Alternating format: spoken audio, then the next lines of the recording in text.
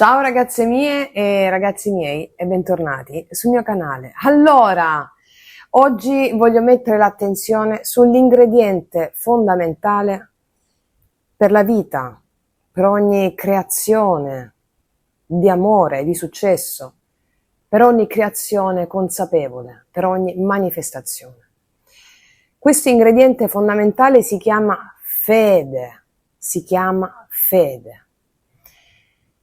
Noi siamo già un atto di fede, veniamo al mondo e siamo un atto di fede del Creatore, ma in questa società l'abbiamo perso di vista.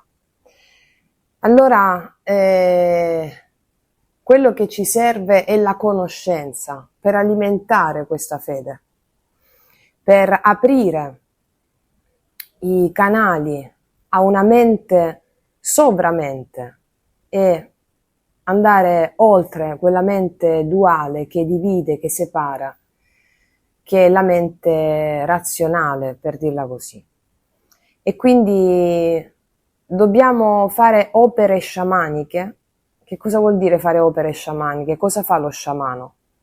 Semplicemente ti racconta una storia diversa. E la storia che ti racconta lo sciamano, essendo in contatto con gli archetipi originali, con i miti originali, cambia la tua percezione, perché una storia diversa, sciamanica, va a pacificare le immagini del tuo passato, del tuo presente e del tuo futuro, proprio perché ti racconta una storia diversa.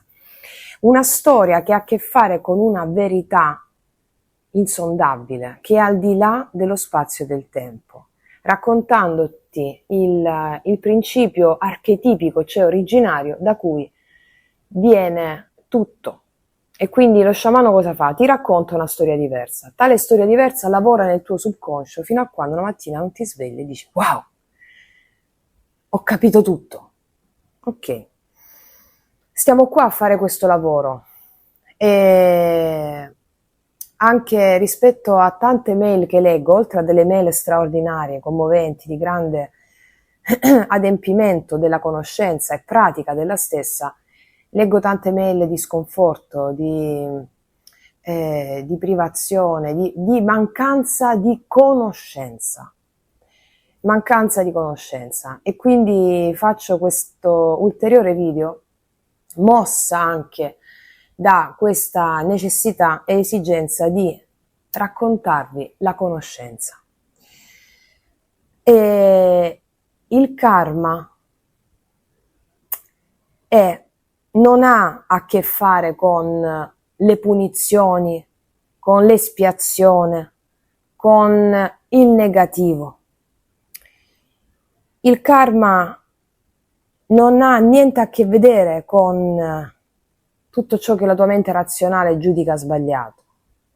Il karma è ignoranza, cioè il karma ti fa vedere la tua ignoranza, il karma ti fa vedere la tua mancanza di conoscenza rispetto alle cose. E se tu credi nel bene, nel male, nel vero, nel falso, nel giusto, nello sbagliato, che significa credere nella mente che ha i suoi valori moralistici e culturali, che hanno il solo scopo di tenerti misurabile, prevedibile e governabile, perché la mente è questa attività di discriminazione, cioè se tu sei caduto nella morale comune che è l'inferno, è quello l'inferno, ragazzi, è quello l'inferno, è la morale comune. Allora bisogna comprendere che l'inferno viene portato in essere nel momento stesso in cui viene portata in essere la morale. Prima non esisteva l'inferno e con la morale il luogo comune che viene messo in essere l'inferno. Il karma ti dà la percezione di quanto devi avere il coraggio di vedere le tue paure e i tuoi attaccamenti che ti separano dalla bellezza, dall'amore. Allora la mente è ignoranza, ossia ignoro, non conosco, di essere profondamente amato. Sei un atto d'amore del divino tu. Allora cosa fa l'ignoranza? Io non lo so questa cosa, non so di essere profondamente amato. La mente ti fa credere che tu non sei profondamente amato. E la mente razionale, la mente che divide, la mente che discrimina, è l'ignoranza dell'amore. Ecco, il karma è l'ignoranza dell'amore. Come si esce dall'ignoranza? Con la consapevolezza. Il karma è quando perdi di vista la consapevolezza di essere immensamente amato. E quindi vivi nella paura, nel senso di colpa. I tuoi sensi sottili sono chiusi e la tua capacità percettiva è completamente affidata alla mente. Allora che succede? Si genera il caos, devastazione, perché vedi tutto separato da te. Non c'è niente di distinto e separato da te. La consapevolezza della non dualità è ciò che ti consente di vivere una vita nella gioia e di realizzare pienamente tutti gli obiettivi per cui la tua anima è venuta qua. Senza questa consapevolezza ti senti isolato, sei solo, hai tanti nemici intorno a te, diventa difficile vivere proprio, mi spiego. Se non vedi il nemico, come vi ho detto nel video, inaccettabili, inarrivabili, come in te dimorante, e la vita è complicatissima, la vita diventa un inferno. Ma non stai vivendo nella verità, non stai vivendo nella verità, stai vivendo nell'ignoranza, nella menzogna della mente. Sapete cosa vuol dire sentire di essere incondizionatamente amati? Che tutto ciò a cui aspiri lo realizzi, perché hai dentro di te il coraggio, il senso dell'avventura, per realizzare qualunque cosa, perché ti senti protetto, ti senti incondizionatamente amato. Ecco, la libertà è la consapevolezza di essere immensamente amati e quindi assenza di paura. Quando in natura vedete qualcosa di bellissimo, è meraviglioso. Ecco, siccome voi non siete separati dalla natura, ecco quindi che quando in natura, oppure anche in un'altra parte, vedete qualcosa di meraviglioso, va bene? Significa che siete immensamente amati e la natura, che poi è il divino, te lo sta comunicando, facendotelo vedere, comunicandotelo attraverso, che ne so, un paesaggio meraviglioso, un albero, un fiore o qualcos'altro che suscita in te bellezza.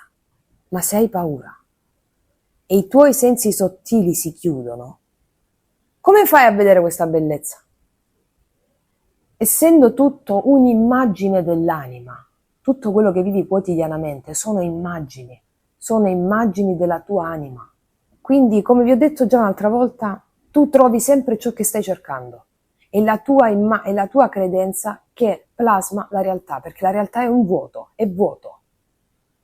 La realtà è vuoto, si crea con l'osservatore che la osserva. Ce lo spiega anche la fisica quantistica. È vero solo ciò che ti racconti, ciò che ti narri e ciò che esiste. Quindi se tu ti racconti una morale, un senso comune, porti in essere l'inferno. Erroneamente pensiamo che esiste una realtà oggettiva, cioè una realtà data, una realtà oggettiva. Questo è il grande errore della vittima. La vittima è colui che vive nella sensazione dell'oggettività delle cose. Per cui esiste una realtà oggettiva e lui, ossia chi è nello stato di vittima, al massimo può solo analizzare, interpretare. Una persona che la pensa così sarà sempre vittima.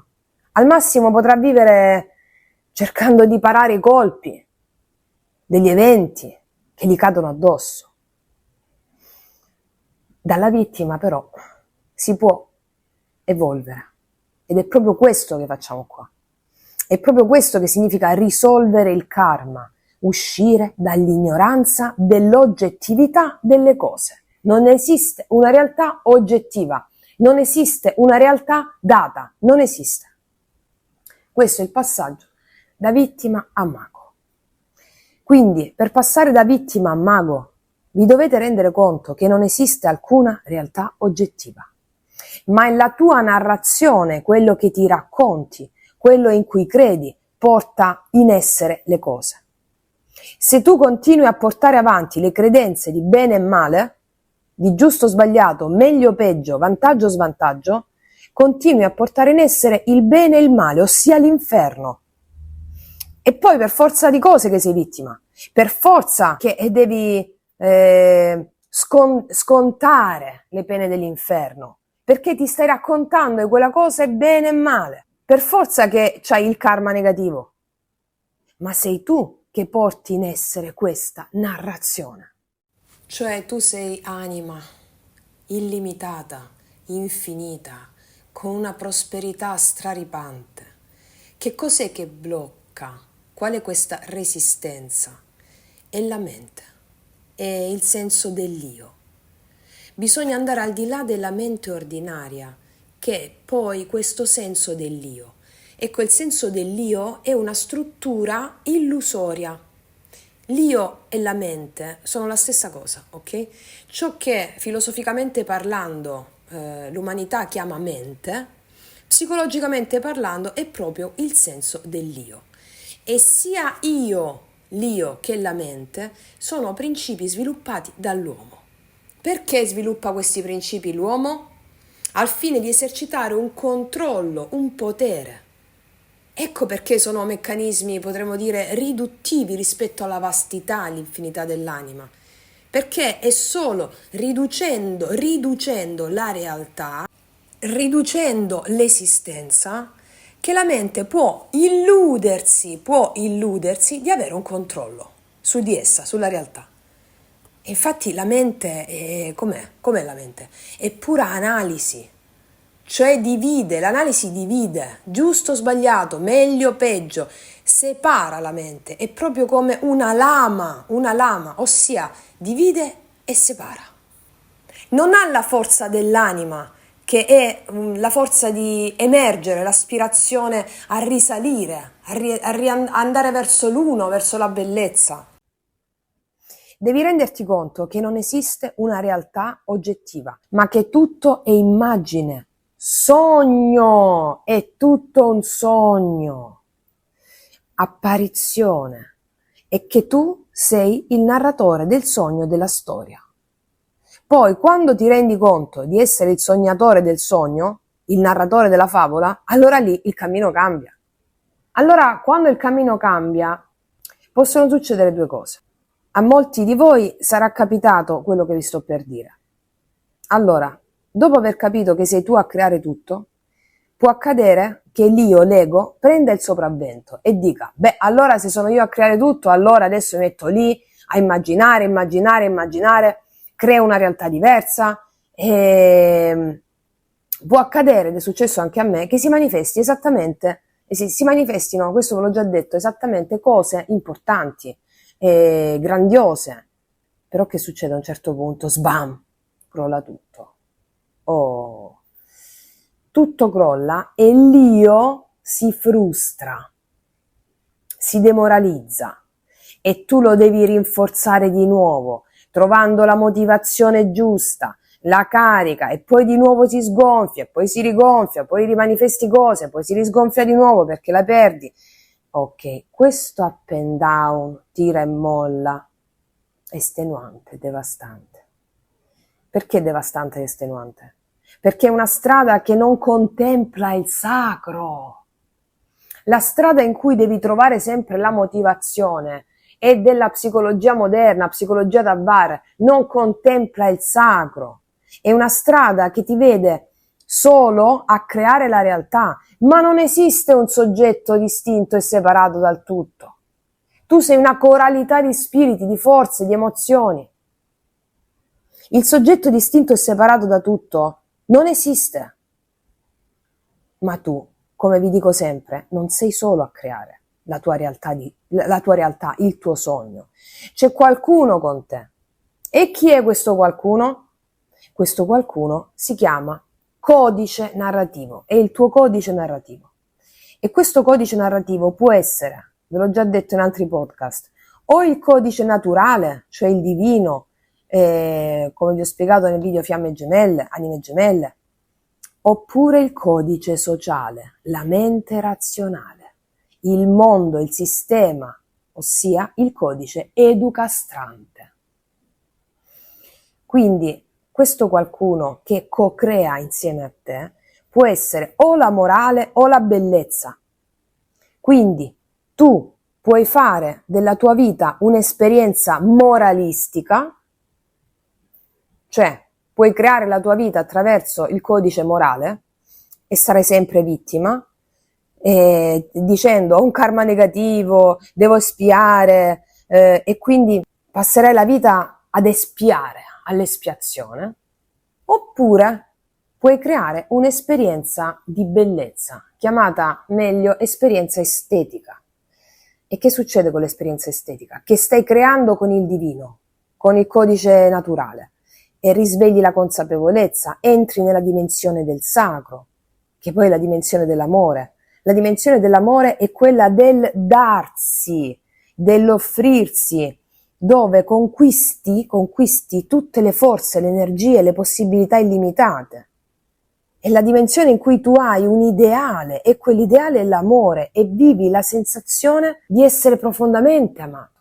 Ma non solo, vivi la sensazione di essere sempre al servizio, ami incondizionatamente, di conseguenza sei incondizionatamente amato. Questa è la via della bellezza. La bellezza è la forma attraverso cui il sacro si manifesta in natura.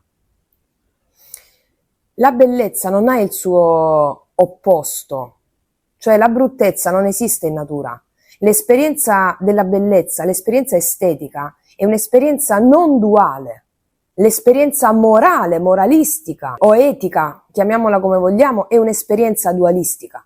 E perciò esiste l'inferno e il paradiso, il karma positivo e il karma negativo, il giusto e lo sbagliato, e tu devi sempre espiare qualcosa se tu crei con il codice morale, se hai un'esperienza moralistica. Vi ho detto che il karma è come tu ti approcci alle tue emozioni. Le tue emozioni sono dei, forze, che arrivano per farti sciogliere paure e attaccamenti. Quindi le stesse emozioni tornano, sin dalla notte dei tempi, stesse situazioni, cioè stesse emozioni tornano finché tu non dici sì, finché tu non le accogli in modo diverso, non le comprendi. Viverti la sensazione della dea dell'abbandono, della mancanza, della frustrazione, della dolce tristezza, dire di sì, accoglierla, sentirla e guadagnarne la forza. Questo significa creare con il codice estetico. Quindi come si risolve il karma? Con la consapevolezza che il karma è solo ignoranza della mente. Quindi pacifichiamo le immagini anche del tuo passato, perché magari stiamo ancora recriminando situazioni del passato, ho fatto quello, è stato quello, additando, vedendo quello che abbiamo fatto in passato come negativo, avremmo potuto fare in modo diverso. Non esiste l'errore. È la tua mente razionale che, creando una linea temporale passato, presente e futuro, ti fa credere che esiste un errore. Se tu pensi a un'azione che hai sbagliato in precedenza o qualche mese fa o anni fa, non sussiste, perché tu hai agito secondo il livello di consapevolezza del momento. Non esiste l'errore. Quindi dobbiamo pacificare gli eventi del nostro passato raccontando una storia diversa, vedendo tutto come funzionale e propedeutico all'espansione, all'evoluzione. Alla fine di questo video faremo una brevissima pratica per pacificare gli eventi del tuo passato e pacificare tutte le immagini del tuo passato. Cosa vuol dire? Raccontarti una storia diversa, per andare oltre il velo dell'illusione della mente discriminante. Quindi stiamo dicendo che non creiamo mai da soli. Il sistema di credenze in cui ci troviamo ci fa credere che tutto è distinto e separato da noi. Cioè c'è un soggetto, una società incentrata sull'io distinto e separato da tutto. noi creiamo insieme a questi due tipi di codici, o uno o l'altro, e il codice narrativo morale è ciò che ti rende vittima, cioè i luoghi comuni, le credenze, oppure il codice narrativo divino, il sé superiore, lo sposo, la sposa celeste. Ecco, quando crei con il codice morale, crei oscurità, perché non senti l'amore di cui sei fatto e la bellezza. Non senti l'amore che ti guida. E come si dice in gergo sciamanico, perdi l'anima si perde. Quando crei con il codice estetico del sé superiore, spirito guida, sposo celeste, sposa celeste, chiamiamolo come vogliamo, vedi bellezza ovunque e la tua realtà cambia. Questa creazione è quella vera del mago. Il mago chi è? Il mago è leggero come un bambino e vede tutto con ingenuità innocente. Il mago sa che il mondo fuori è un suo film, un suo sogno, una sua proiezione. La vittima non lo sa e vede gli eventi che sono entità, spiriti avversi e a lui contrari e sta sempre a proteggersi. La vittima si protegge sempre e impiega tante energie a proteggersi da chiunque, dagli eventi, dalle persone, dai batteri, dai virus, sta sempre a proteggersi. Quando invece deve impiegare le sue energie per riassorbire le sue proiezioni. E ve l'ho già indicato nel video Legge dello specchio, gli inarrivabili e gli inaccettabili. Ma ripeto, faremo una pratica a fine di questo video. Quindi abbiamo un certo karma che deve essere risolto prima di creare consapevolmente la propria realtà. Altrimenti è impossibile. È impossibile. Devi finire il karma, il karma va risolto, il destino va compiuto. Esempio di come creare. Tu esprimi un desiderio? Ok, immagini. A cosa servono i desideri? Tutti i desideri servono ad un unico scopo, cioè avvicinarti ad amore, come nel mito di Amore e Psiche. Ve lo spiego bene nel video Fiamme gemelle, anime gemelle, la chiave assoluta di tutte le relazioni. Anche i sogni più banali, mi spiego? Perché ti servono a sviluppare capacità e talenti. Come ti avvicini ad amore, quindi? Sviluppando qualità, capacità e talenti nel percorso di raggiungimento del desiderio. Ricordiamo che tutti i desideri sono solo espedienti, scuse, simboli, maschere del vero e unico desiderio dell'uomo di ritrovare l'unità, ossia amore. L'anima ha una grandissima aspirazione ad emergere. È ambiziosissima l'anima, ha un'aspirazione ad emergere verso l'amore. E quindi ogni nostro desiderio, seppur piccolino, ha a che fare con questa aspirazione ad emergere, a ritrovare amore, l'uno. Bene, nel percorso di realizzazione ci saranno delle prove.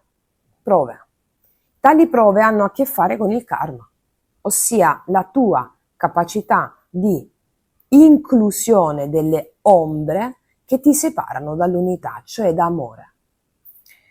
La dolce tristezza, la dolce malinconia, la rabbia, frustrazione, penuria.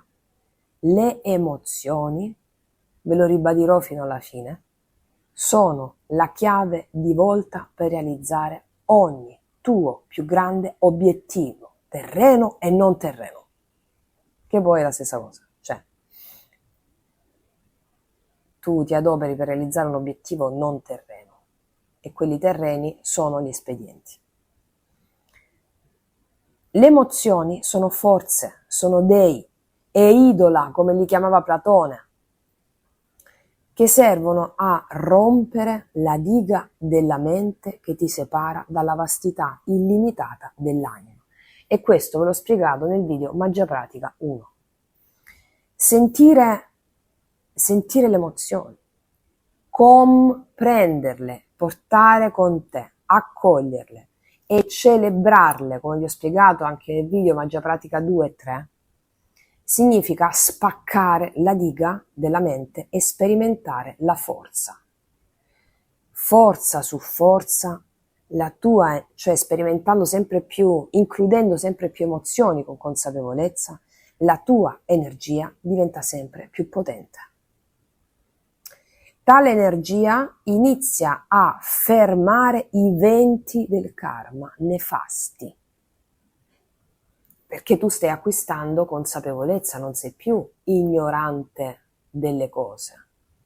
E quindi questo ti porta a acquisire forza e potere e energia per andare incontro all'aspirazione dell'anima di emergere. Quindi tale energia inizia a fermare i venti del karma e ad attrarre abbondanza in termini spirituali e materiali, sotto forma, quando come prosperità, abbondanza, si intende non solo il denaro, ma prosperità di idee, di affetti, di amicizia, di salute e anche di denaro. Cosa che nello stato di vittima è impensabile. Impieghi tutta la tua energia a proteggerti dal nemico che c'è dietro l'angolo in qualsiasi forma, in qualsiasi veste, invece tutta la tua energia quando sei mago la impieghi per accogliere le forze, gli dei che ti arrivano per trarne la forza. Come diceva anche qualcun altro famosissimo, il grande maestro Gesù, non puoi servire due padroni. O servi il codice morale o servi il codice estetico, la bellezza, la divinità. I peggior nemici che abbiamo sono dunque il luogo comune, la mente duale, discriminante e l'ignoranza. La mente razionale, duale, ordinaria, che con le sue credenze limita tutto. Le capacità e i talenti da incarnare, sapete quali sono? Il coraggio, la capacità di inclusione, il fluire, la percezione, l'assertività, la comprensione, l'empatia. Tutte le qualità, adesso ne ho nominata alcuna, il coraggio in primis, perché devi avere coraggio per andare controcorrente, perché il cammino spirituale, cioè la vera conoscenza, è un cammino controcorrente, contro il luogo comune.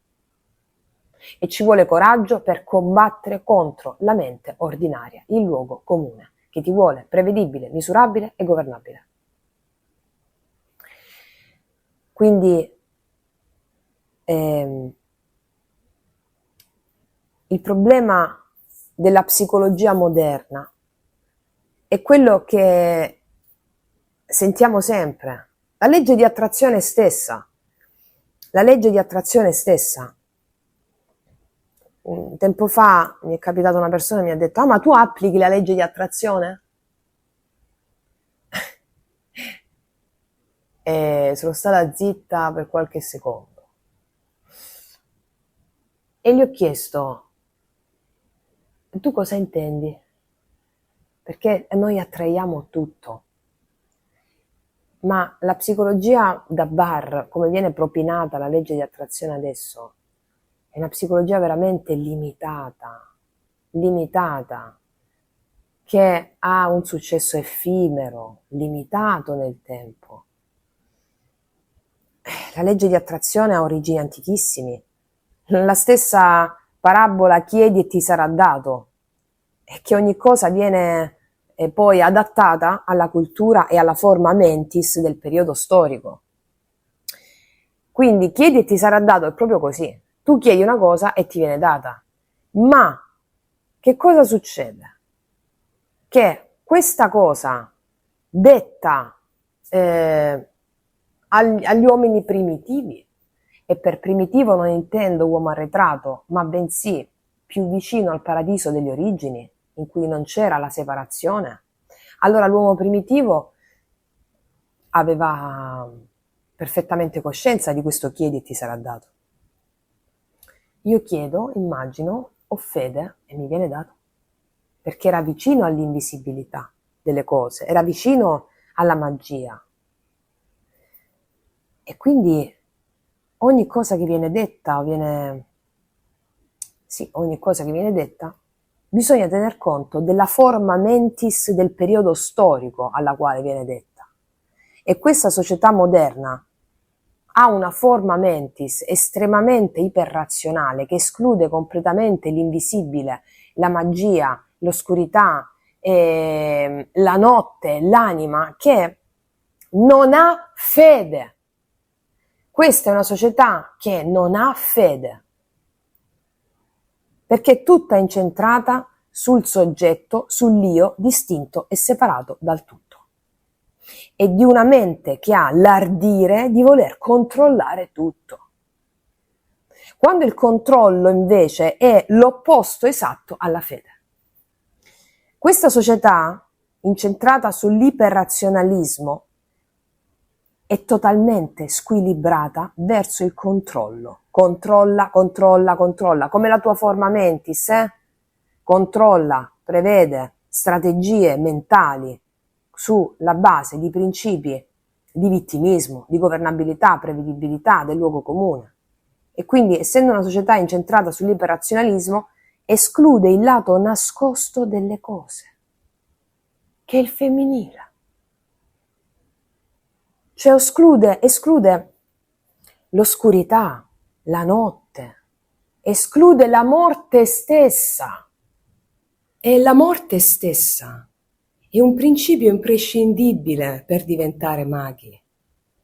Perché, come vi ho già spiegato, il mago è il morto e risorto, il nato 2 volte. Devi morire alla realtà oggettiva, che vede tutto distinto e separato, che discrimina un lato da un altro, e devi rinascere all'uno, cioè che la tua realtà è prodotta dall'interno. Quindi per diventare mago, il grande manifestatore e co-creatore di una realtà magnifica, la morte è un principio imprescindibile. Quindi una persona che segue la legge di attrazione ed ha una mentalità squilibratamente orientata al visibile, come può pensare di manifestare veramente qualcosa di vero? Se esclude il solo e unico ingrediente fondamentale, la fede. Fede nell'invisibile, fede nella morte, nella trasformazione, nei principi femminili. È come, sapete com'è? È come se hai tutti gli ingredienti per fare la torta, ma non hai messo il lievito. La fede è il lievito. Fede negli eventi, fede nell'invisibile, fede in ciò che non si vede. Allora, vi sto spiegando sempre che l'anima ha un linguaggio tutto suo, che è diametralmente opposto al linguaggio della mente. Avere fede negli eventi, che sono enti, entità, spiriti, dei, così come accadono, senza giudicarli, senza far entrare in merito la mente che analizza, è il solo modo per riuscire a decifrare il linguaggio dell'anima, del quale gli eventi sono le singole parole, le frasi, le espressioni principali. Mi spiego? Se abbiamo fede e non li giudichiamo, allora lì gli eventi assumono connotazioni benefiche, meravigliose. Se non abbiamo fede negli eventi e li giudichiamo allo scopo di esercitare un controllo, perché tu con il giudizio eserciti un controllo della mente razionale, allora si perturbano, diventano terrificanti. E questo non significa essere così, abbandonarsi, essere, come si dice, fatalisti, accettare tutto come arriva. No, attenzione. Significa che dobbiamo apprendere il linguaggio dell'anima per instaurare un dialogo con lei e co-creare con l'anima attraverso il processo di immaginazione, quello che lei ci fa vedere. Allora sapete che succede? Avere fede negli eventi ci permette di stringere una sorta di patto con l'anima. È come se soltanto in questo modo tu puoi imparare il suo linguaggio, come se andassi a scuola per imparare un'altra lingua, non ce l'hanno insegnato. Ecco, noi lo stiamo facendo. Il vero potere spirituale nasce dalla capacità di dialogo con l'anima e lei, l'anima, si palesa con gli eventi che ti accadono. Il potere della mente, quello che ingannevolmente ci fa pensare di poter manipolare gli eventi, è solo un atto di prepotenza nei confronti dell'anima che è sia l'anima del mondo sia l'anima della natura. L'anima del mondo e la tua anima siete la stessa cosa. Il vero potere è figlio della fede, dell'amore. Sapete, l'ardire della mente ordinaria, razionale, di voler controllare come gli arrivino i suoi desideri, sbaglia in partenza, sei finito in partenza. Perché l'anima ha modi straordinari di portarti ciò che il tuo cuore desidera, che la tua mente non può comprendere, non può prevedere. È proprio lo strumento sbagliato, la mente ordinaria. E i bambini manifestano molti più desideri degli adulti. Sono grandi maghi. Perché i bambini sono dei maghi. Come vi ho spiegato nel video Fiamme gemelle, anime gemelle, la chiave assoluta di tutte le relazioni, essere mago significa essere morto e risorto. Morto a cosa? Morto alla realtà oggettiva separata e risorto alla realtà che vive dentro di te. Gesù è il morto e rinato.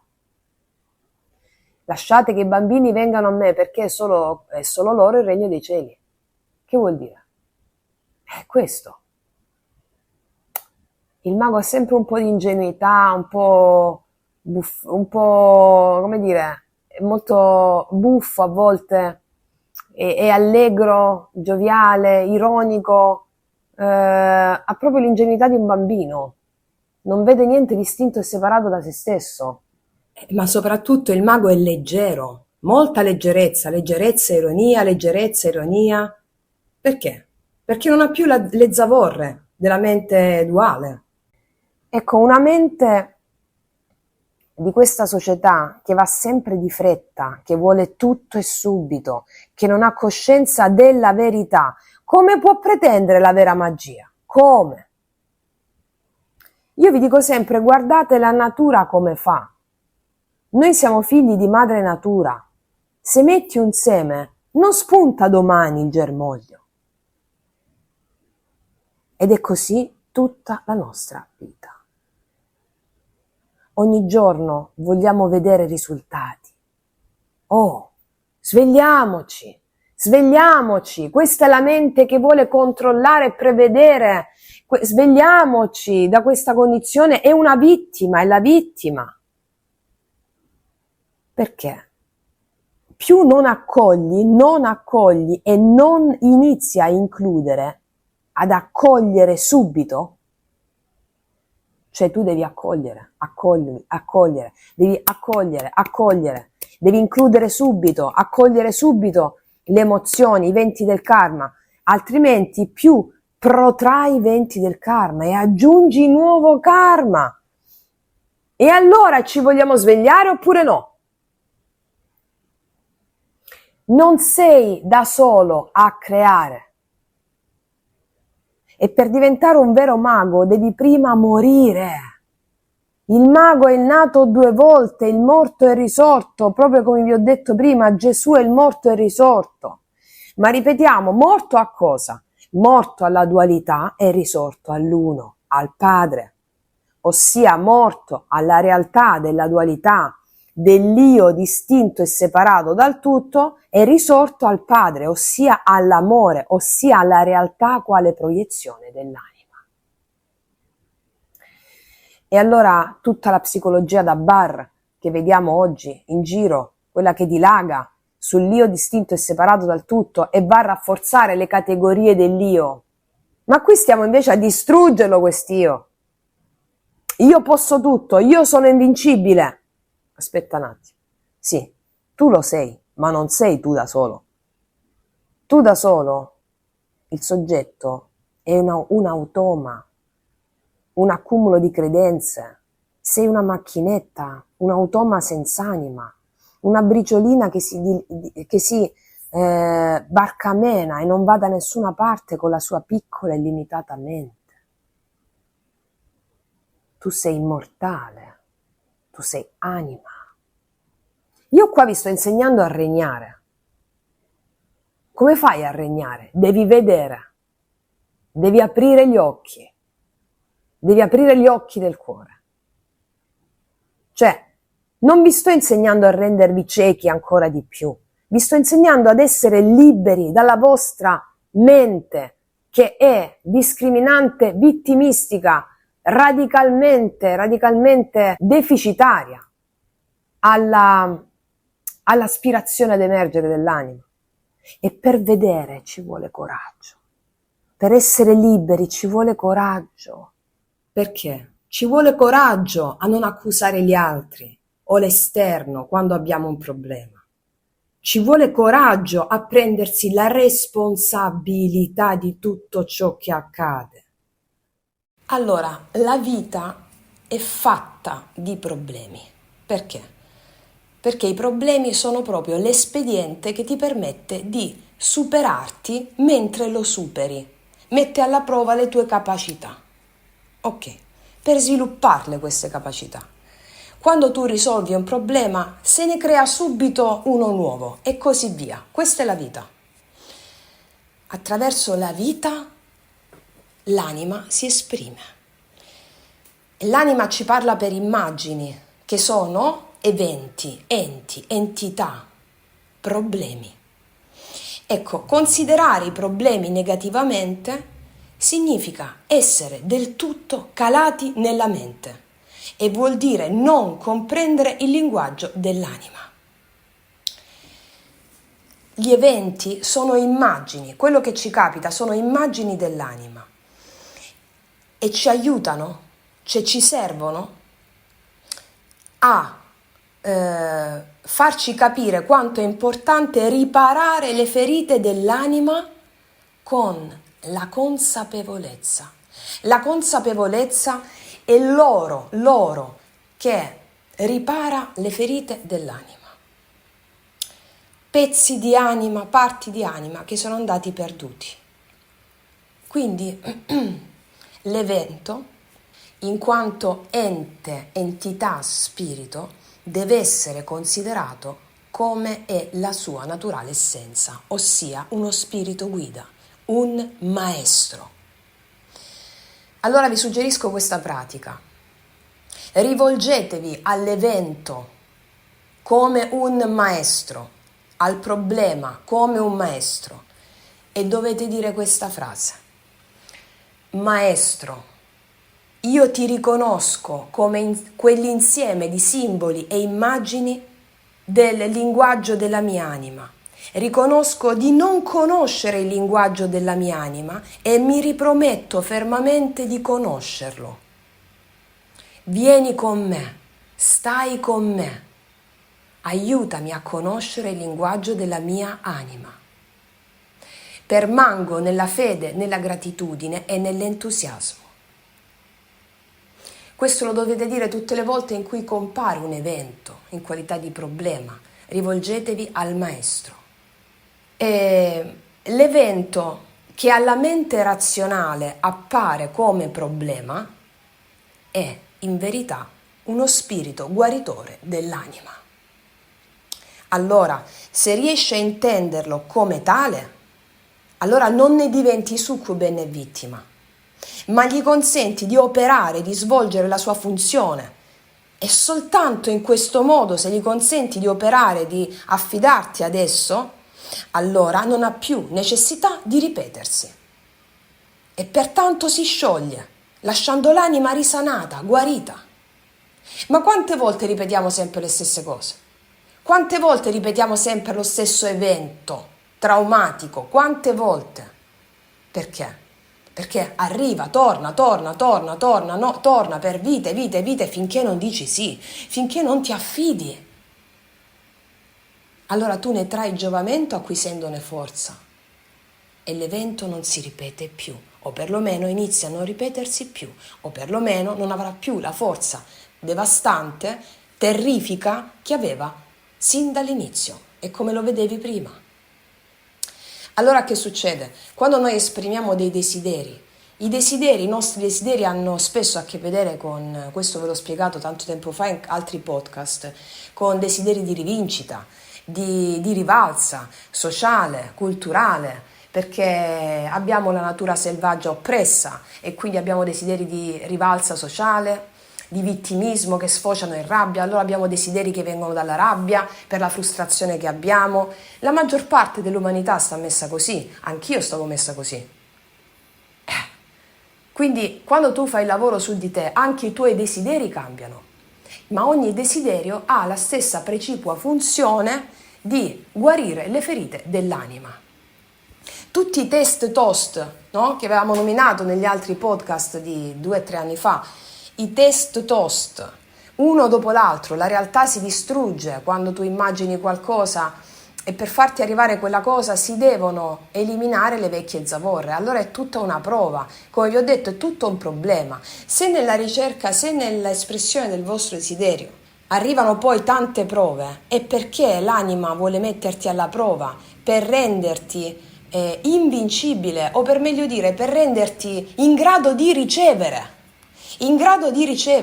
e per essere in grado di ricevere tu devi eliminare paure e attaccamenti, perché la vittima soffre con queste paure e attaccamenti, non è in grado di ricevere, trattiene tutto, anche la sua capacità di ricevere l'abbondanza, anche la sua stessa capacità di ricevere il suo desiderio, E quindi tutti questi test TOS sono degli schiaffoni, sono delle crepe su crepe alla diga della mente, affinché tu sia in grado di ricevere, di sentire che sei l'assoluto. Ecco a cosa servono. Riparare le ferite dell'anima significa sentirsi invincibile, laddove non esiste morte, non senti più la morte. Perché? Perché sei alleato con la morte. Alleato con la morte significa che non esiste la realtà fenomenica oggettiva. Non hai paura di morire. E questo non aver paura di morire si palesa su diversi piani. Ti senti invincibile, proprio come i grandi maestri samurai.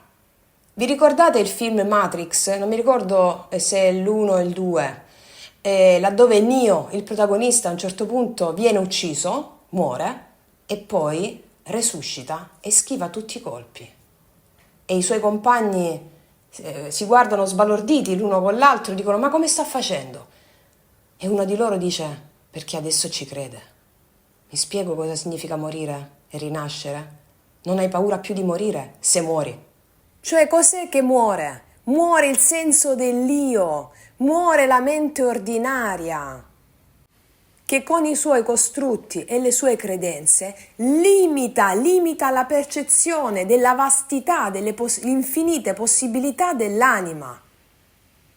Quando il protagonista di Matrix muore al suo senso dell'io, al suo limitato senso dell'io, e per questo che riesce a sconfiggere e a schivare tutte le pallottole, perché non ha più paura di morire, perché è morta la sua vecchia credenza di essere limitato a un soggetto, ma di essere infinito, di essere anima, di avere un potere illimitato. Vi rispiego un'altra volta il concetto buddista della morte. Allora, non mi ricordo dove ve l'ho spiegato, però non ve l'ho spiegato nel dettaglio. Secondo il buddismo, tu sei l'eterno mai nato, mai creato e mai reale.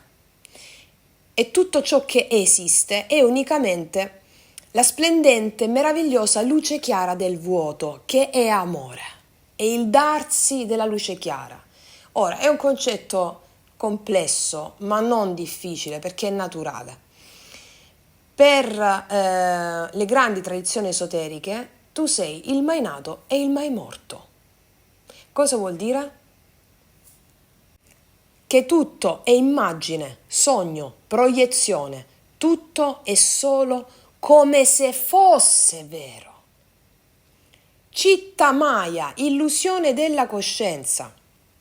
E se dobbiamo rifarci al peccato originale, ecco, il peccato originale è proprio la sensazione di essere nati per davvero, di essere nati oggettivamente. Ma se l'oggettività non esiste, perché la sensazione di essere nati per davvero è da lì che prende luogo la sensazione dell'oggettività della morte, che esiste veramente la morte. Ed è da qui che prende forma ogni paura. Sono concetti molto alti, però è la chiave dell'illuminazione. Quindi la sensazione che dobbiamo morire per davvero dà vita alla paura, che è la fonte di ogni limitazione, ogni insicurezza, ogni autosabotaggio. Quindi la paura che origina dalla sensazione di essere nati per davvero e quindi dalla sensazione che si debba morire per davvero genera la paura. La paura della morte è fonte, della morte dell'io, del soggetto, è fonte di ogni limitazione, quindi il senso dell'io. Nel protagonista di Matrix, Neo perde il senso dell'io, non ha più paura di morire ed è per questo che vince su tutti. Quindi la morte oggettiva, siccome l'oggettività delle cose scaturisce solo dalla mente, è un costrutto dell'io illusorio, quindi ripetiamo, la morte oggettiva dunque esiste solo nella mente, non è reale. Esiste solo finché sei prigioniero della mente e delle sue leggi. E cosa ne consegue quando ti liberi da questa oggettività? Ne consegue la vera morte, che si chiama nirvana, che è l'estinzione della realtà fenomenica, quello che il protagonista di Matrix nel film, che si chiama Neo, il protagonista, raggiunge l'illuminazione, il nirvana, ossia la morte mistica, estinzione di ogni realtà oggettiva. E quando comprendi questo, arriva il nirvana, cioè la morte vera, la liberazione. E quando inizi a familiarizzare, a sentire tuoi questi concetti sempre di più, quindi quando ti risvegli dalla condizione dell'oggettività, ecco che la morte diventa la tua più potente alleata e le tue insicurezze si trasformano nei tuoi poteri e qualsiasi obiettivo diventa raggiungibile. Quindi la morte è intesa come passaggio di stato, trasformazione, passaggio da uno stato di condizionante di realtà oggettiva a un passaggio di stato alla realtà vera in cui tutto è possibile. Allora familiarizzare con questi concetti, che sono i concetti reali, che alla vostra mente sembreranno assurdi, è chiaro, perché vuole il dominio, il controllo, prevedibilità, misurabilità. Iniziare a familiarizzare con questi concetti, pian piano la consapevolezza e il sentire si instilla dentro di voi. Ma fintanto che siamo prigionieri della mente, viviamo il cosiddetto inferno. L'inferno è la mente, il luogo comune. È grazie a questo sentire nuovo che si può uscire anche dal senso della colpa, dal senso dell'espiazione. Perché? Perché quando hai risolto l'inganno ti rendi conto che tu non sei colpevole di nulla, ma sei responsabile, che sono due cose molto diverse, di ogni cosa che è accaduta e che accadrà. E tale consapevolezza è straordinaria. Allora solo lì tu ti rendi conto che io sono responsabile, ho scelto l'inganno della mente e l'ignoranza per potermi risvegliare. Perché scelgo di avere una conoscenza volontaria e responsabile. Cioè la differenza sta nel credere nel bene, nel male, nel giusto, nello sbagliato, cioè credere nella morale, nel luogo comune, attraverso la quale la mente tenta di rendere tutto e tutti misurabili, prevedibili e governabili, oppure credere nella bellezza naturale, che non è né bene né male, giusto, sbagliato, buono, cattivo, ma la bellezza naturale è la capacità di darti alla tua creazione, di darti alla tua immagine, cioè di darti alle immagini che l'anima ti proietta. Ossia dire, io ho scelto tutto questo, ho scelto l'ignoranza per potermi risvegliare alla conoscenza. Cioè il divino ha scelto di farsi uomo, come il Cristo, come il Buddha, di farsi mortale, ossia l'immortale ha scelto di farsi mortale, quindi c'è una responsabilità. Ricordati, io e mio Padre siamo uno, come disse il Maestro Gesù. Quindi non c'è più colpa, perché la colpa presuppone il senso del bene e del male. Unisce invece la responsabilità e libera dal senso del bene e del male.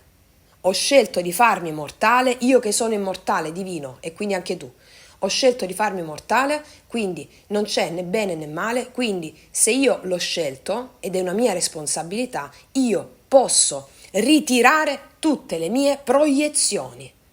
Quindi tutto ciò di cui io sono responsabile, io lo posso trasformare, ma ciò per cui io non mi sento responsabile, mi sento in colpa, quindi la vittima, io non lo posso trasformare, mi spiego? Quindi la responsabilità presuppone, la trasformazione, il cambio di realtà presuppone la responsabilità che tutto ciò che hai creato l'hai scelto tu in qualità di anima. Quindi non c'è giudizio bene e male nelle mie proiezioni, in quello che è successo nella mia vita. Non sto più nella mente duale che mi ha schiacciato. L'ho creato io, anche quell'ignoranza ho creato io. Ed è per questo che facendo il passaggio alla responsabilità io posso trasformare tutto. Invece, se io mi sento colpevole, vittima, e niente dipende da me, posso solo scontare la pena, mi spiego, posso solo espiare la colpa, ma non posso riassorbire le proiezioni, gli eventi. Ma solo se io so che è una mia manifestazione, che è una mia proiezione, io lo posso riassorbire. Siamo caduti tutti vittima della volontà di potere della mente, del controllo, per cui tutti siamo caduti nell'inganno dell'oggettività. Ma con la consapevolezza noi ci risvegliamo. Se tu non ti affidi, non sei in grado di ricevere. Allora tutti i test toast che appaiono quando siamo inconsapevoli, quando vediamo gli eventi come nemici o terrifici, tutti gli eventi che prima della consapevolezza ci appaiono terrificanti iniziano a diventare strumenti di potere. Allora i desideri che avete, tutti, dai più piccoli ai più grandi, sono espedienti che servono all'anima per la sua volontà e necessità di emergere, come diceva il grande psicanalista Adler. Quindi, ma non solo i vostri desideri, pure gli obiettivi che avete quotidiani, ma anche pure, vi dirò questa cosa, le vostre lotte quotidiane, che ne so, con il vicino di casa, non lo so, quello alle poste, tutto. L'anima, sapete cosa fa? Si sperimenta in queste lotte qui, nella sua aspirazione ad emergere. Quindi l'anima usa tutto come pretesto per la sua aspirazione ad emergere, anche le cose che a voi appaiono più insignificanti. Allora tutti questi test toast, quando esprimete i desideri, a cosa servono? A questo, all'unico grande desiderio che l'anima ha, che è quello di emergere. E quando voi accogliete le emozioni derivanti dall'evento, allora voi avete il potere, ragazze mie, ragazzi, di trasformare l'evento. Dovete sapere che quando non ci sono lotte quotidiane o sfide da affrontare, l'anima si affossa, si deprime. Perché, ragazze mie, ragazzi, tutto è lotta, la vita è una lotta, l'amore è lotta, e vi spiego perché. Se l'uomo perde il senso della lotta, mica vive in pace. La pace non ha a che fare con il mancato, con l'assenza di lotta. No, vi spiego. Se l'uomo perde il senso della lotta, non va in pace, ma va in depressione. Perché la lotta è una dimensione naturale. La lotta è la dimensione dell'amore. La lotta è amore. Perché? Perché l'amore è libera scelta di darsi e come tale comporta una lotta contro le resistenze al darsi. Perché se non ci fossero resistenze non ci sarebbe la libera scelta, mi spiego? E l'amore è libera scelta di darsi. Quindi presuppone per forza l'esistenza di resistenze. E l'amore si esprime come la vittoria sulle resistenze. Quindi l'amore è lotta. E questo ce lo insegna bene la natura. La natura è amore, nella natura c'è lotta. Vi ho fatto già un esempio di questo tipo. L'albero, per esempio. Per farsi strada nel bosco, l'albero, e trovare la luce, deve lottare. Cioè, l'albero, per farsi strada tra gli altri alberi, deve lottare per raggiungere la luce. Però quella non è una lotta che ha come obiettivo la distruzione dell'avversario, cioè degli altri alberi. Cosa che invece succede nell'essere umano, che vuole distruggere interi popoli. E questo esiste solo nell'essere umano. Cioè ad un albero non gli salterebbe mai in mente di distruggere tutto il bosco e prevalere sugli altri alberi. Cioè è follia. L'albero da solo con le sue forze combatte per raggiungere la luce del sole in mezzo agli altri alberi. Quindi, come ci insegna la natura, la vita è lotta, ma l'obiettivo della lotta non è sconfiggere l'altro, ma è amore, ossia far prevalere l'anima, che è l'aspirazione ad emergere. Mi spiego? Quindi in tutti i test toast che vivete è l'anima che vuole emergere per darsi alla propria natura. E tutti i tuoi obiettivi, tutti i tuoi desideri hanno come funzione principale quella di riuscire a farti dare alla tua vera natura. Ecco perché vi ho detto prima, i desideri possono anche cambiare. Perché cambiando i desideri a volte succede, perché è successo a me diverse volte, arrivano i desideri reali, quelli dell'anima, però anche i desideri della mente servono come espediente, come lotta, come resistenza per abbattere i limiti del tuo senso dell'io. Sono tutti importanti, perché l'anima vuole portarti in luoghi straordinari che la tua mente razionale non può minimamente immaginare. Quindi tu esprimi dei desideri, un desiderio, ci saranno i test toast, tu devi avere una fede incrollabile, che stai andando verso l'aspirazione vera della tua anima, qualsiasi desiderio sia, tu devi avere una fede incrollabile che tutto giunge per amore e devi aspettarti l'imprevisto più grande, devi aspettarti le cose più magnifiche che la tua mente razionale non può controllare. Però i tuoi desideri sono la cartina di tornasole verso quello che tu vai a diventare. Sono linee sottili. Ma come affrontare tutto questo? Sentire le emozioni. La relazione che hai con le emozioni è la chiave assoluta di tutto questo passaggio. Non recriminare, non dire no al karma per andare verso il dharma è la tua missione dell'anima, così che possiamo finalmente finire questi eventi del karma che ci portiamo avanti da centinaia di migliaia di vite intere. e andare verso questo destino glorioso che ha a che fare proprio con la tappa, con quella tappa di estasi, di nirvana gloriosa, perché sei venuta a manifestare qua. Il grande saggio, i grandi saggi, non cercano una vita senza problemi e senza dolore, ma una vita con problemi belli e un bel dolore. Che i problemi siano belli e il dolore non faccia soffrire, questo non dipende dagli eventi, ma dalla percezione di essi.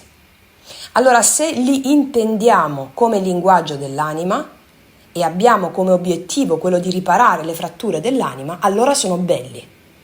Se invece non comprendiamo il linguaggio dell'anima ma solo quello della mente razionale, allora i problemi ci devastano e il dolore ci affossa. Quando integriamo sempre più eventi con l'affidarsi al maestro dell'evento, questi venti del karma si fermano, ma a te non importa più se si fermino o meno, perché hai acquisito forza ed è per questo che poi si fermano. È un discorso sottile, ma ci siete arrivati, mi spiego? Allora poi ci sono desideri che vengono proprio dalla mente razionale, no? Quei desideri di rivalsa, ripeto, ci sono passata anch'io, per questo vi passo come adoperarsi, vengono dalla mente, e ci sono invece dei desideri dell'aspirazione dell'anima che sono diametralmente opposti. Tu li raggiungi comunque quelli delle aspirazioni dell'anima, perché quando prendi sempre più consapevolezza, magari tu immagini, vuoi un desiderio, ok, immagini un desiderio e arrivano dei problemi. I nostri problemi quotidiani, quelli che creano i test toast, quelli che mandano in pezzi i piani della mente, ecco, quelle sono le grandi forze dell'anima la cui anima ha un'ardente aspirazione ad emergere, che vuole mandarti in pezzi dei piani che non sono relativi al tuo destino, non sono relativi alla tua grande realizzazione animica e personale. Ma tu non lo sai, perché siamo vittime di condizionamenti. E quindi ti fa attraversare tanti test toast finché tu non te ne accorgi. E perché lo fa? Lo fa per amore. Perché l'aspirazione della tua anima è molto più grande di quello che la tua mente possa immaginare. E come si diceva in passato, il medico pietoso fa la piaga sanguinante.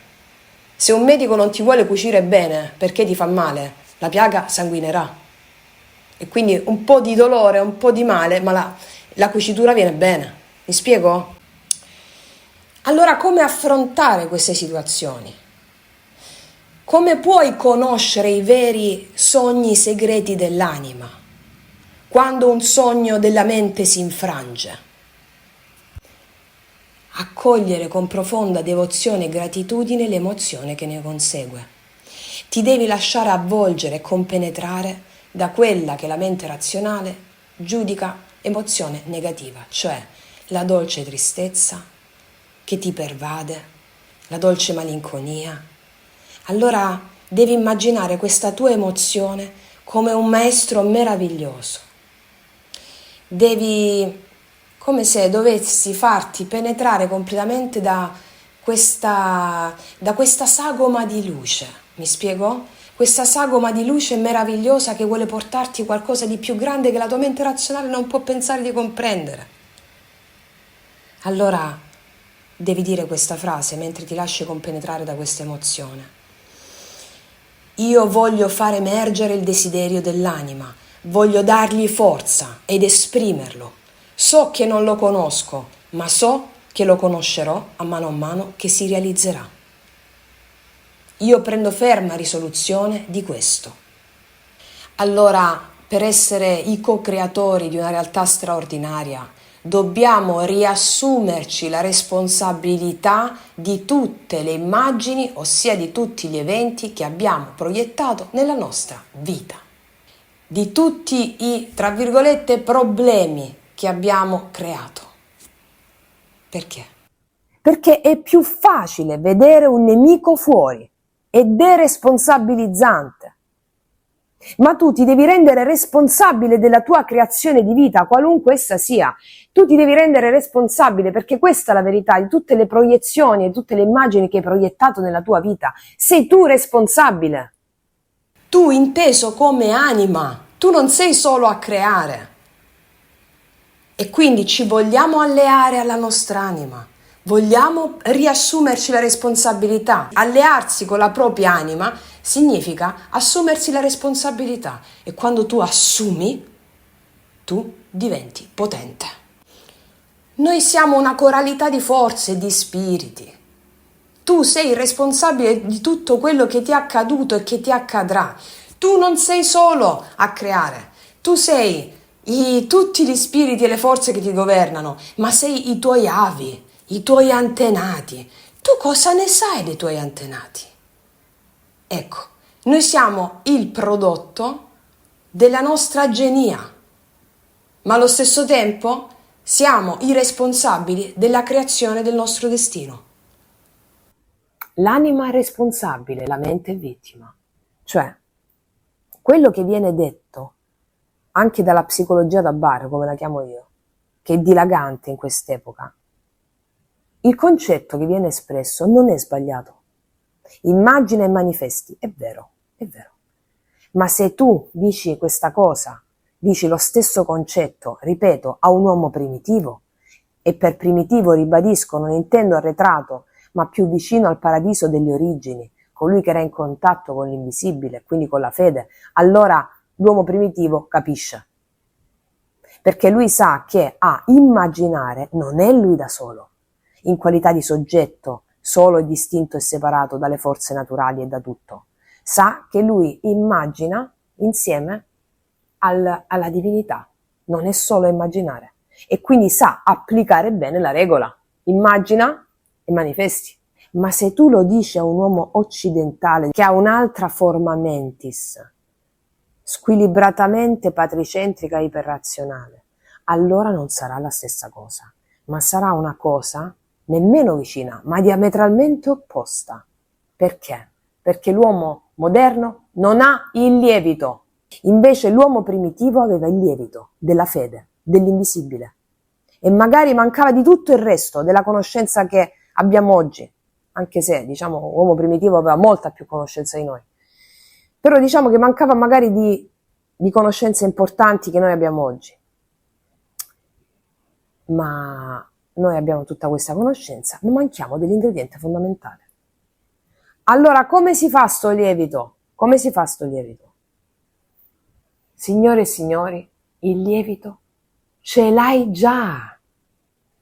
Perché tu sei un atto di fede. E allora cosa devi fare? Che devo fare? Sviluppare il coraggio. Ecco, potremmo dire che il lievito dell'uomo moderno non è tanto la fede, ma il coraggio di sentire che sei un atto di fede. Il coraggio di andare contro il luogo comune, il cammino controcorrente. Il coraggio di entrare consapevolmente nella lotta contro le tue credenze mentali e vedere le emozioni come dei, avere reverenza e rispetto delle forze che ti vengono a trovare e affidarti, quindi darti, quindi amarti ad esse. Vi ho detto che l'unica relazione possibile è fra umano e divino. Bene. Cosa vuol dire nella pratica? Andando più nella pratica.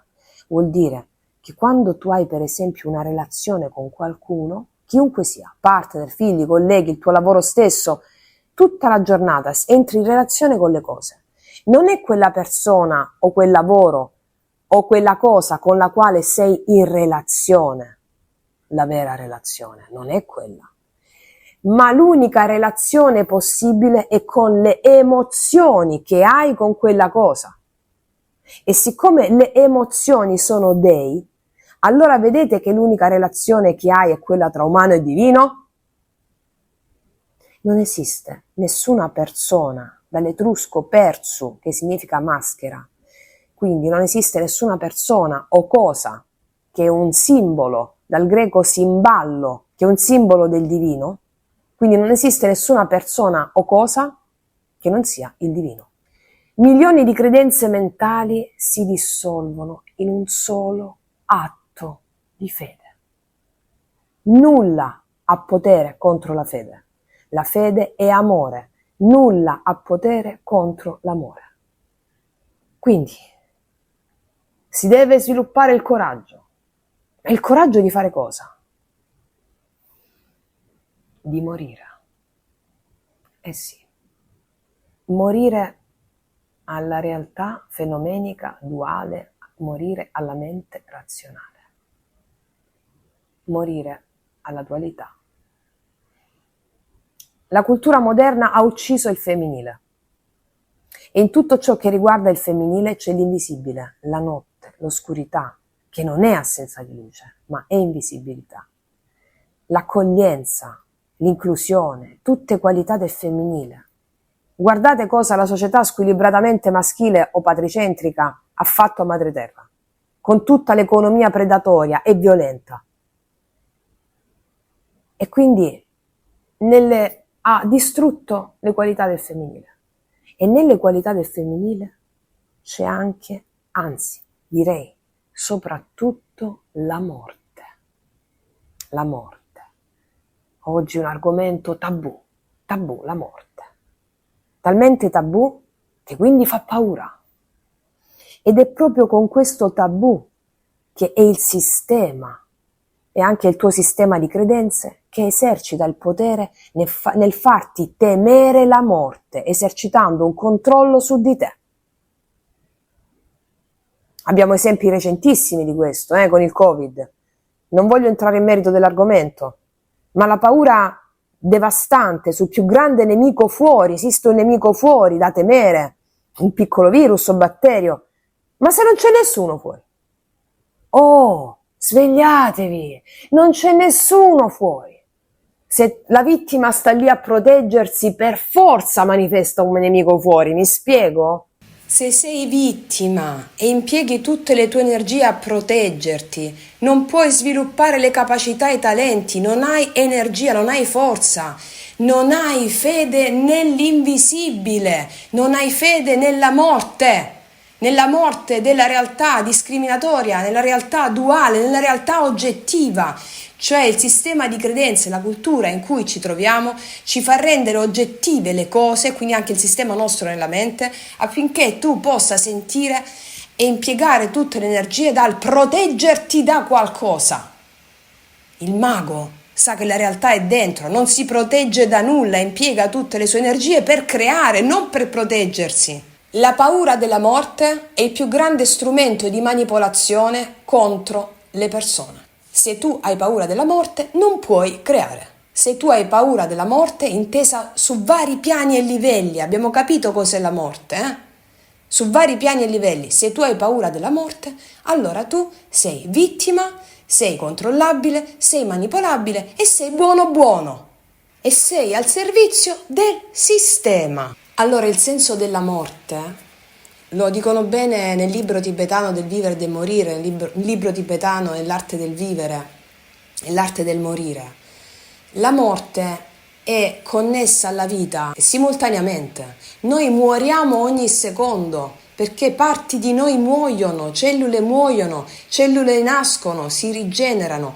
Allearsi a questa rigenerazione, morte e rinascita significa avere il potere. Noi, il vivente e il morente, sono l'atto stesso di un'unica cosa. Allora oggi abbiamo questa grande conoscenza che dobbiamo praticare, dobbiamo esserne consapevoli. La consapevolezza. Io so che la morte e la vita sono simultanei. Prenderne atto. Questo serve. Sono così radicate queste credenze che molte persone ancora dormienti possono avere subito una reazione a quello che posso dire, no? Mi capita ogni tanto, anzi mi capita quando ne parlavo ancora a chi anche non era predisposto ancora, mi capitava subito in difesa, e la miglior difesa è l'attacco, no? Venivo attaccata per queste mie idee rivoluzionarie. o controsistema. Ma io stavo bene, loro no. Cioè, il fatto è questo. Chi è che sta meglio dei due? Cioè, e lo vedevi subito. Sto bene nel senso, io ero allegra, consapevole. E le persone che mi attaccavano erano molto tristi, pessimiste, noiose, depresse, vittime, molto arrabbiate. Ecco, devo dire, erano molto arrabbiate. Tant'è che poi ho compreso, no? Che ognuno, e anche quelle persone che mi attaccavano arrabbiate, pessimiste, razionali, devo dire la verità, molto razionali, stavano affrontando i loro demoni. E quindi oggi sono a un punto dove se una persona mi dice, vedendo per esempio un pino, mi dice, ah guarda, un frigorifero, e io dico, ok, divertiti. O se una persona mi dice, guarda che 1 più 1 fa 5, io dico, ok, cioè interessante, cioè mi spiego, guardo tutto con, diciamo, ho un approccio antroposofico e antropologia culturale, ecco, così sorrido e non ho smania di far comprendere niente. Prima sì, quando iniziavo a scoprire le verità, c'era il mio ego, no? C'era il senso dell'io. Io ho capito tutto, voi non avete capito un. E no, ogni coscienza ha la stessa dignità di esistere e quindi l'unico nemico è dentro, sono le credenze, l'ignoranza e la mente discriminante. Quindi il punto è che bisogna avere il coraggio di affrontare con fede tutto. Lasciatevi stupire dall'anima. Abbracciate l'imprevisto. L'imprevisto è sempre imprevisto alla vostra mente razionale, che vuole tutto prevedibile, governabile e misurabile. Ciò che non rientra in questi parametri è imprevisto. Ma tu non sei la tua mente, tu sei l'anima. E come diceva Giordano Bruno, prima di essere messo a rogo, tutto accade per un'ottima ragione. E stava per essere messo a rogo. Mi sembra un esempio calzantissimo. E oggi siamo in una società maschile, diciamo patricentrica e squilibratamente. Ma c'è stato un tempo in cui la società era fortemente matricentrica. Per esempio il tempo dei vichinghi, oppure dei Maya. Pensate che al tempo dei Maya, nel gioco della palla, quando si giocava al gioco della palla, chi vinceva, sapete cosa vinceva? Chi vinceva aveva in premio la morte. Cioè pensate voi, tutti i valori del femminile, quindi il più grande valore del femminile è la morte, no? Il darsi per eccellenza, il sacrum facere, il darsi per eccellenza, l'offrire se stessi, la propria vita è la morte. Quindi i valori del femminile era squilibratamente matricentrica, cioè tutti i valori femminili erano portati all'estremo. Oggi invece abbiamo la vita a tutti i costi, tenere in vita a tutti i costi. E con ciò cosa scaturisce da questo? Tenere in vita a tutti i costi, la vita a tutti i costi? La paura di invecchiare e della morte. Ma come si fa ad essere dei veri maghi e co-creatori della realtà con tale squilibrio? Come? E allora per favore svegliamoci. I vecchi, gli anziani nel passato erano considerati degli sciamani con un potere assurdo. Il loro potere era la bellezza che oggi chiamiamo bellezza, secondo la società patricentrica. Erano bellissimi, erano i saggi di sciamani, avevano un potere assoluto. E i canoni della bellezza erano l'opposto. Più si invecchiava, più si acquisiva potere e bellezza. C'è proprio un altro concetto. Era un fascino animico, qualcosa di paralizzante. E quindi noi cosa dobbiamo fare? Oggi noi, pionieri del nuovo tempo, nella scuola di maghi, ci istruiamo alla vera conoscenza. quella che dà il potere su tutte le cose. Ma vi ricordo una cosa, e lo sottoscrivo. Ognuno di voi comprenderà sempre dal livello di coscienza in cui si trova. Le mie parole lavoreranno dentro di voi. Ognuno di voi comprenderà dal livello in cui si trova. E ogni livello ha la stessa dignità di esistere. Quando vi dico di accogliere le emozioni, che sono i più grandi strumenti di preludio di manifestazione, sono i vostri poteri più grandi. Più emozioni accogliete, più dite di sì al karma, più ci state dentro, più comprenderete le mie parole. Perché la comprensione salirà a un livello successivo, quello della sovramente o mente creativa. E soprattutto più ci state dentro e più vi sentirete incredibilmente amati. Perché vi dico questo? Perché la mente razionale che vede tutto distinto e separato, no? Come fa a sentirsi amata? Se è vittima degli eventi e del mondo. Se si sente vittima di quello che gli succede, come fa a sentirsi amata? Come fa a vedere in un incidente stradale la mano del divino? E noi le vediamo spesso con le nostre testimonianze delle nostre sorelle che vedono degli incidenti, tamponamenti che hanno avuto, no? L'abbiamo raccontato in tanti video. Cioè, come fai a vedere nell'incidente stradale o in un tamponamento o una cosa che la tua mente razionale giudica negativa? Come fai a vedere la mano del divino se sei vittima? Come fai a vedere se sei vittima in un tradimento? Se sei vittima, no? Come fai a vedere in un tradimento che ti possono fare? Come fai a vedere in questo tradimento la mano del divino? Come fai? Come fai a vedere nel dolore lo strumento più evolutivo e magico di questo piano dell'esistenza? Come fai? Come fai? Questo è il punto. Ecco perché vi dico, ognuna di voi capirà, sentirà dal livello di coscienza in cui si trova. Allora, quando arriva un dolore fisico, è uno strumento dell'anima per farti immergere e sciogliere paure e attaccamenti. Non devi sapere che paure e attaccamenti sono, perché come dice il Buddha, noi abbiamo 1500 attaccamenti che di vita in vita e di morte in morte noi cerchiamo di sciogliere. Cosa fa il dolore? Accelera tale adempimento in una botta sola. Devi accoglierlo con gratitudine e parlarci, non anestetizzando il dolore, chiedendoti perché, per come o con l'analisi.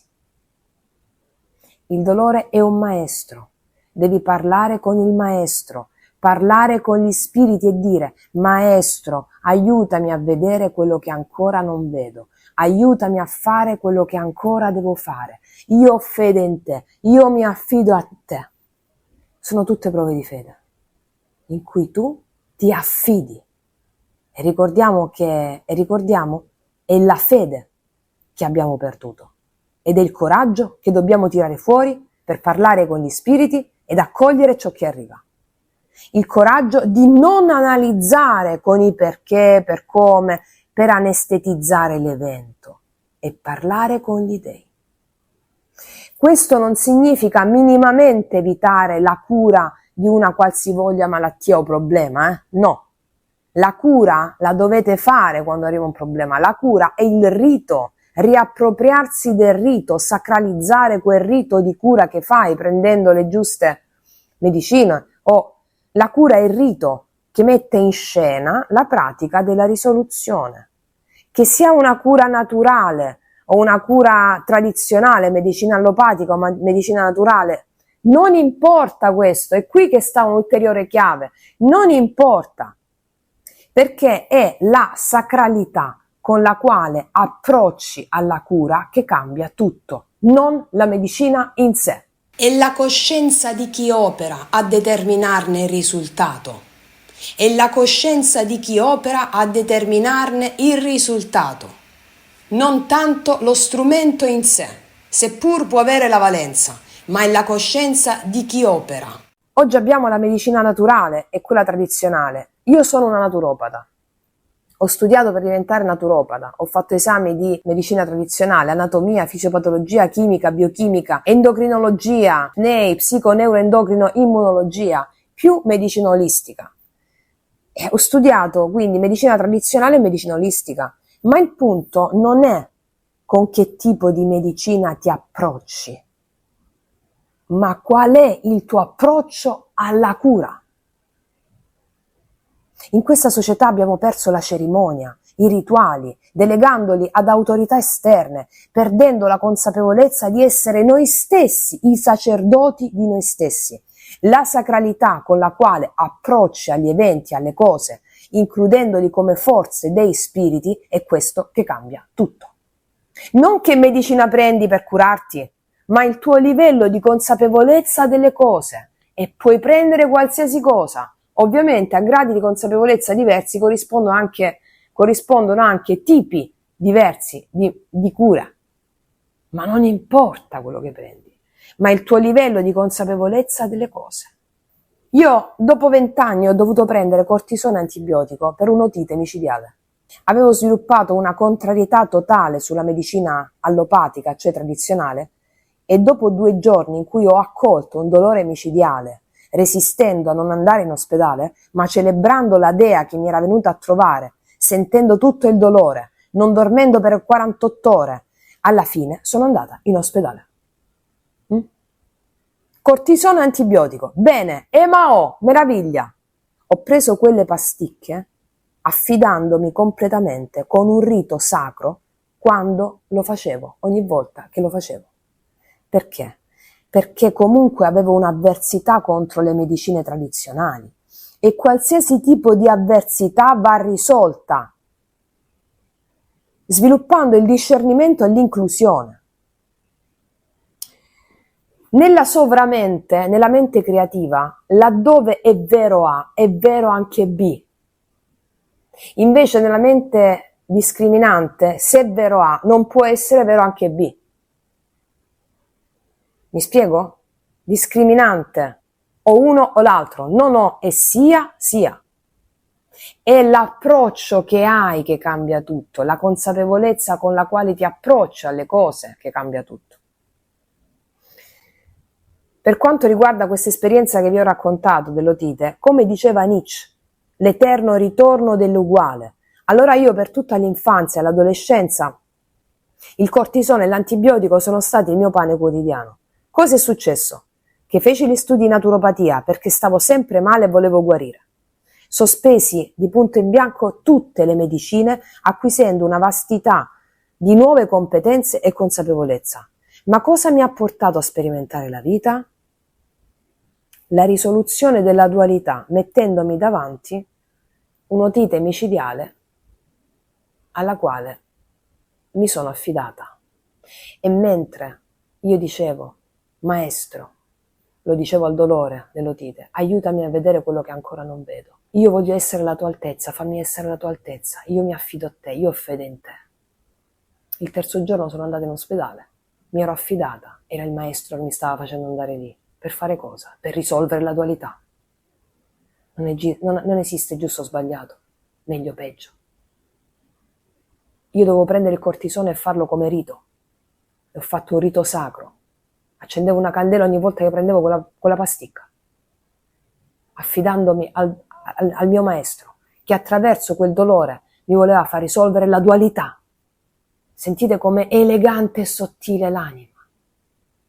E quindi il mio sé superiore mi ha mandato un'otite micidiale per aiutarmi a includere la mia ostilità e la mia ostinazione. Per abbattere la mia credenza di ciò che è vero e ciò che è falso.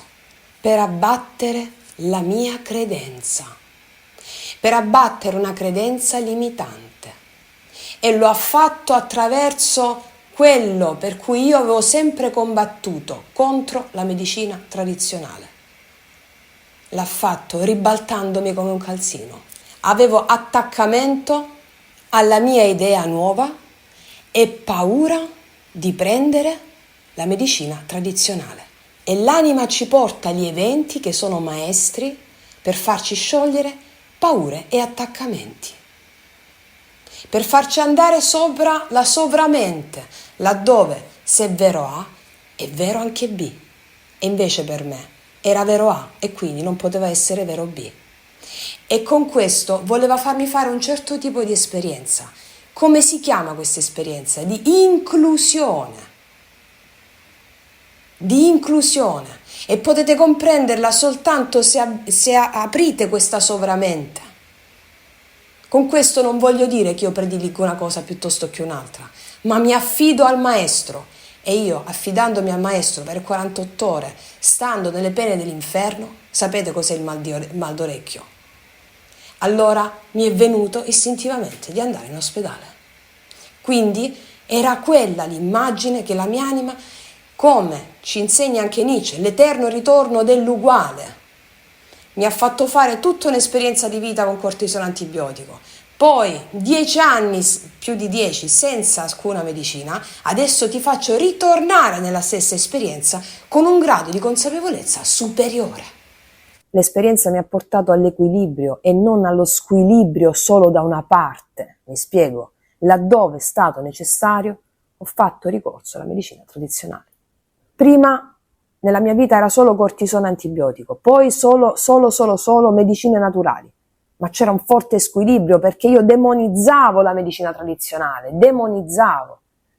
Adesso mi trovo ad affidarmi a quello che arriva, ma mi lascio guidare. Ho sentito una sensazione di fallimento appena sono andata in ospedale. Era della mente razionale che voleva dirmi hai fallito. E invece no, mi sentivo così protetta. Dovevo chiudere un karma che era relativo alla mia resistenza e all'ostinazione. Perché è la resistenza alle cose il problema. Chi è che resiste? Chi è che ha paura? La mente razionale. Quindi ripeto, nella dualità, se una cosa è bianca non può essere anche nera. Invece nella non dualità, quando una cosa è bianca può essere anche nera. Questa è la sovramente. Tutto è sogno, immaginazione. Come dicono i grandi esoteristi, ma come pure il buddismo, il corpo e gli organi non sono materiali, ma sono pura possibilità. Il cuore non è un organo, ma pura possibilità di amare. Il cervello non è un accumulo di carne, ma possibilità di conoscere. Il fegato è possibilità di perdonare, eccetera, eccetera, per ogni organo. Ad ogni cosa che esiste ci sono vari livelli di esistere della stessa cosa. Come diceva Jung, gli organi sono dei. In medio stat virtus, dicevano gli antichi, come pure mio padre, che è anche un po' antico. Nel mezzo sta la virtù, la via mediana dell'albero della vita, della Kabbala, la coniutio oppositorum degli alchimisti, ossia l'unione degli opposti. La verità viene espressa ovunque, ma puoi coglierla solo se hai lo strumento giusto. E questo strumento si chiama sovramente mente creativa. Quindi abbiamo capito che per superare il karma è fondamentale riassumersi la responsabilità di tutte le proiezioni che abbiamo fatto nella nostra vita. Superare il karma significa acquisire la consapevolezza che è la tua anima, che sei tu ad aver creato tutto e che crei tutto. Superare il karma significa acquisire la consapevolezza che in ogni istante tu puoi scegliere, in ogni istante puoi scegliere di liberarti. Ma perché è così difficile? Ve l'ho detto prima. Perché? Questo comporta una responsabilità, perché è molto più facile dare sempre la colpa a qualcun altro. È sempre più facile dare la colpa a qualcos'altro, piuttosto che assumersi la responsabilità. La chiave di volta di tutto, come ci insegnano tutte le grandi tradizioni esoteriche, è quello di riassumersi la responsabilità di tutte le immagini che si sono proiettate in vita. E questa è una cosa difficilissima per l'individuo umano, perché è molto più facile dare la responsabilità all'esterno. Per esempio, Io sono così perché mia madre era così, o perché mio padre era così, o io sono la vittima e quindi non sono responsabile. E allora andiamo con la psicologia da bar, andiamo così che non si risolve una mazza, andiamo così. Invece devi avere il coraggio di riassumerti la responsabilità. E la psicologia da bar insiste invece nel tenerti come ruolo di vittima, nell'alimentare questo vittimismo. Così è il mondo che ha perso il sacro, l'esperienza desacralizzata della vita. E tutto sostiene questa mentalità, la scienza, l'economia, la medicina, la sociologia. Per carità, ci sono degli illuminati, io ne ho conosciuti, risvegliati rispetto al passato, sì. E si stanno risvegliando in tantissimi. E quindi oggi un'altra pratica che vi voglio dare, da fare ogni giorno per almeno 1 minuto, 3 volte al giorno, e un'attenzione cosciente, è proprio questa. Allora, prendete tutto il passato che ti riesce a ricordare, d'accordo? Prendi tutto il passato che ti riesce a ricordare, tutto. Anche quello che non ti ricordi, va bene? Prendi tutto il passato, eventi salienti, tutto ciò che ti ha fatto male, tutto ciò che... prendi tutto. E ripetiti questo mantra per riassumerti la responsabilità.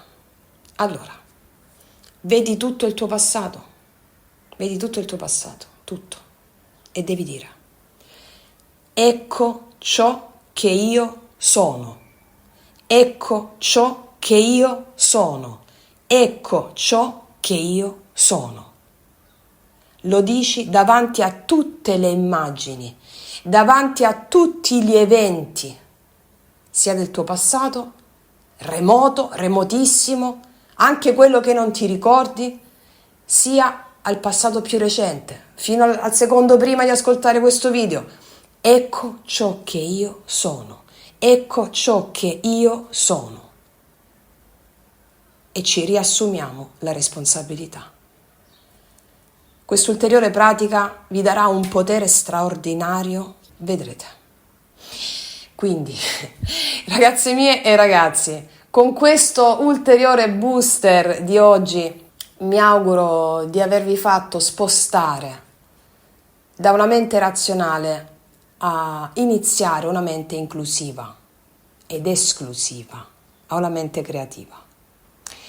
Vi esorto a mettere l'attenzione ogni secondo, perché, come vi dico sempre, la via esoterica è una via empirica che va praticata, è un cammino controcorrente, è una via iniziatica. Magari non sarà per tutti, perché non lo è stato per tutti fino a qualche decennio fa. È una via controcorrente, è la sola via di potere, E per avere un grande potere ci vuole una grande responsabilità nei confronti di Madre Terra, nei confronti degli dei, delle forze e dell'anima. Quindi, detto questo, ragazze mie e ragazzi, vi auguro una creazione consapevole straordinaria, un destino glorioso che ha a che fare con la vostra grandiosità animica. Io vi abbraccio profondamente, noi ci vediamo alla prossima e come sempre, che Dio vi benedica! Mua!